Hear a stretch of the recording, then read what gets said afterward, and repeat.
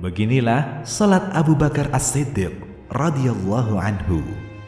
Beliau radhiyallahu anhu termasuk kalangan orang-orang saleh, sekaligus salah satu dari sahabat utama yang dekat dengan Rasulullah sallallahu alaihi wasallam, imam yang utama dari sejumlah sahabat yang lainnya.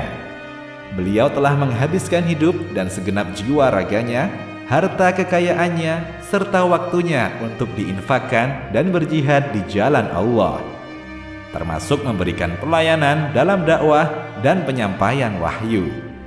Dialah sahabat Abu Bakar yang nama lengkapnya Abdullah bin Abi Quhafah Al-Qurasyi At-Tamimi, yang terkenal dengan sebutan Abu Bakar As-Siddiq. Beliau sangat mudah mencucurkan air mata saat membaca Al-Quran dalam salatnya. Hal ini disebabkan karena banyaknya pengalaman hidup beliau bersama Al-Quran, sehingga beliau tidak mampu menahan perasaannya dari kejadian-kejadian yang pernah dialaminya ketika membaca Al-Quran. Sebagaimana dijelaskan dalam hadis Aisyah radhiyallahu anha, ketika Nabi Muhammad sallallahu alaihi wasallam berkata, mereka melalui Abu Bakar yang sedang sholat bersama dengan yang lainnya. Aisyah menuturkan, saya pun berkata kepada Rasulullah sallallahu alaihi wasallam, wahai Rasulullah, sesungguhnya Abu Bakar adalah seorang laki-laki yang lembut hatinya. Apabila telah membaca Al-Quran, beliau tidak mampu menahan cucuran air mata dari keduanya. Hadis riwayat Muslim.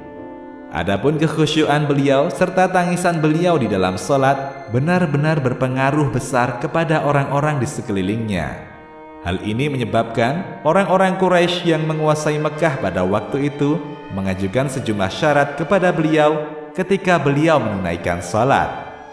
Akhirnya, kaum kafir Quraisy menemui Ibnu Ad-Daghinah yang saat itu memberikan jaminan keamanan kepada Abu Bakar As-Siddiq. Mereka berkata kepadanya, wahai Ibnu Ad-Daghinah, suruhlah Abu Bakar untuk beribadah kepada Robnya di rumahnya. Hendaklah dia sholat dan membaca apa yang dia kehendaki, dan janganlah dia menyakiti kami. Sesungguhnya kami khawatir perkara itu menjadi fitnah bagi anak dan istri kami. Ibnu Ad-Daghinah pun mengatakan hal itu kepada Abu Bakar, sehingga beliau mulai beribadah kepada Allah di rumahnya dengan tidak mengeraskan salatnya, begitupun dengan bacaannya. Kemudian Abu Bakar mulai membangun sebuah masjid di halaman rumahnya. Beliau salat dan membaca Al-Quran di masjid itu. Pada saat itu, berkumpullah istri-istri dari kalangan orang musyrik dan anak-anak mereka. Mereka begitu kagum akan salat yang didirikan Abu Bakar dengan terus memperhatikannya. Abu Bakar adalah seorang laki-laki yang sering menangis.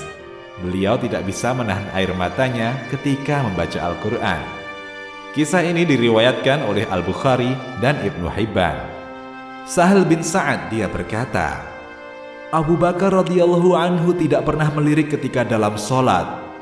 Fadailus Sahabah Imam Ahmad. Mujahid menuturkan, keadaan Ibnu Az-Zubair ketika dia berdiri menunaikan sholat seperti sebuah kayu yang kokoh, tidak bergerak. Dikisahkan pula bahwa Abu Bakar pun seperti itu ketika sholat. Abdul Razak berkata, penduduk Mekah menuturkan bahwa Ibnu Zubair mencontoh sholat dari Abu Bakar, dan Abu Bakar mencontohnya dari Nabi Muhammad sallallahu alaihi wasallam. Fadailus Sahabat Imam Ahmad. Demikian, Allahu a'lam.